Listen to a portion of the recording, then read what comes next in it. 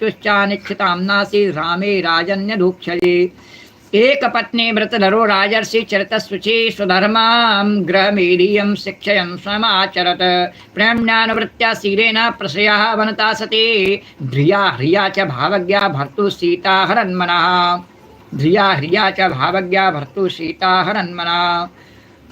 श्री राम जय सिया राम, श्री राम जय सिया राम, श्री राम जय राम, श्री राम जय राम, श्री राम जय सिया राम, श्री राम जय सिया राम।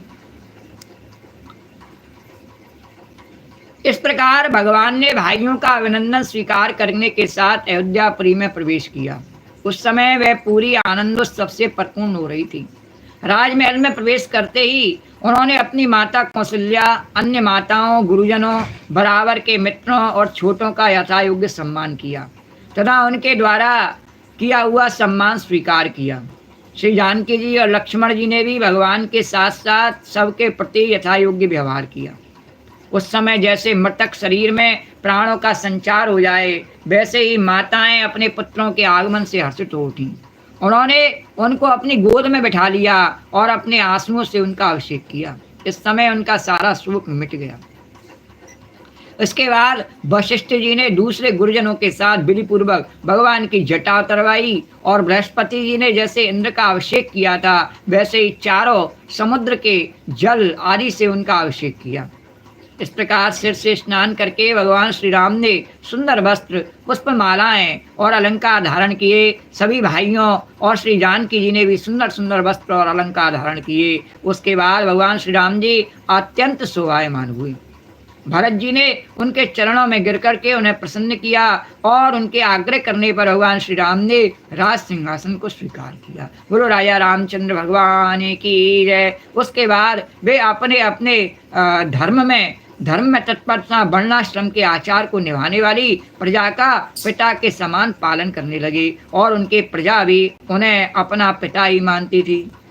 अरे राम राज बैठे तरलोका, हर्षित भय गए सब सूखा। परीक्षित, जब समस्त प्राणियों को सुख देने वाले परम धर्मज्ञ भगवान श्री राम राजा हुए तब था त्रेतायुग, परंतु मालूम होता था मानुष सत्ययुगी है। परीक्षित, उस समय वन, नदी, पर्वत, वर्ष, द्वीप और समुद्र सबके सब प्रजा के लिए काम रेणु के समान कामनाओं को पूर्ण करने वाले बन रहे थे। इंद्रियातीत भगवान श्री राम के राज्य करते समय किसी को मानसिक चिंता या शारीरिक रोग नहीं होते थे। बुढ़ापा, दुर्बलता, दुख, शोक, भय और थकावट नाम मात्र के लिए भी नहीं थे।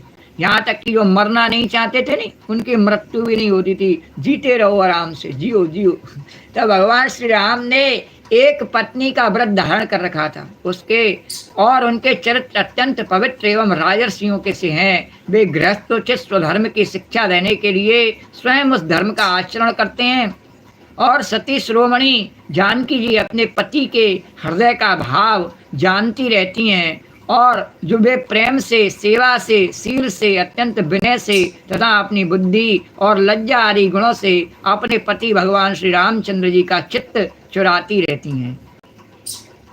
मधुरे मधुरे नाम सीताराम सीताराम, मधुरे मधुरे नाम सीताराम सीताराम, मधुरे मधुरे नाम सीताराम सीताराम, सीताराम सीताराम, राजा राम राजा राम, सीताराम सीताराम, राजा राम राजा राम, मधुरे मधुरे नाम सीताराम सीताराम, मधुरे मधुरे नाम सीताराम सीताराम, सीताराम सीताराम, राजा राम राम, सीताराम सीताराम, राजा राम, मधुरे मधुरे नाम सीताराम सीताराम, मधुरे मधुरे नाम सीताराम सीताराम।